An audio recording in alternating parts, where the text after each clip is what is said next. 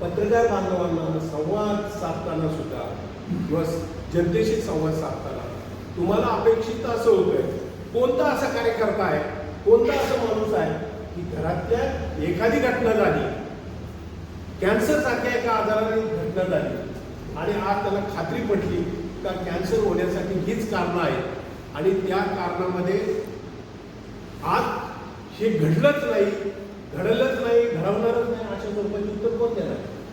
मग तुम्ही तुमच्याकडून अपेक्षा ती पूर्ण करत नाही, त्याला तुम्हीच राजकीय स्वरूप आहे असं सांगून त्याच्यापासून पळवाट काढण्यापेक्षा आजही युक्तीने पुढे या आणि पारदर्शक कारवाई करा, त्याच्यावर काम करा आणि त्या लोकांना ज्यांनी असं दुष्कृत्य केलंय त्यांना निश्चितपणे या जे दोष सापडते त्याच्यावर कारवाई करा, एवढीच आमची मागणी. माफक अपेक्षा या संदर्भात दुसरी आमची कोणती मागणी नाही. दिलीप वळसे पाटील या तालुक्याचे आमदार आहे. मी असं म्हणाले की माझे मंत्री आहे, सत्तेमध्ये त्यांचा दबदबा आहे. मी शिंदे साहेबांना भेटले, फडणवीस साहेबांना भेटले, निवेदन दिलं. वळसे पाटलांना भेटून एखादं निवेदन देऊन साहेब तुम्ही सुद्धा या बेसळखोरांवर कडक कारवाई करण्यासाठी आमच्यासोबत चला असा आग्रह करतात. 100% तुमचं म्हणणं बरोबर आहे.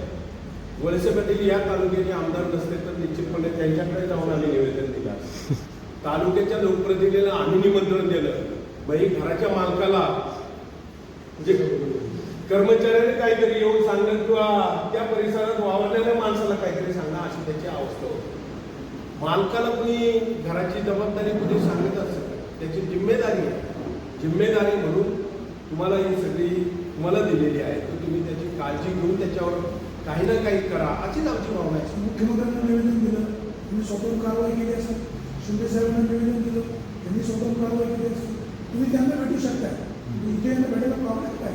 जाहीरपणे शिवाजी चौकातून मी आव्हान केलं, वळसे पाटलांना आव्हान केलं. जसं हे आंदोलन सर्वपक्षीय उभारलं आहे तसं राष्ट्रवादी पक्षाचे प्रमुख कार्यकर्ते किंवा आपण या चौकामध्ये येऊन लोकांच्या प्रश्नाचं उत्तर द्या. जर त्याच्यात तुम्ही संशयाच्या भोवऱ्यात आहे आणि त्याचं उत्तर द्या हे सांगून सुद्धा ते त्या संदर्भात बोलायला तयार नाहीत.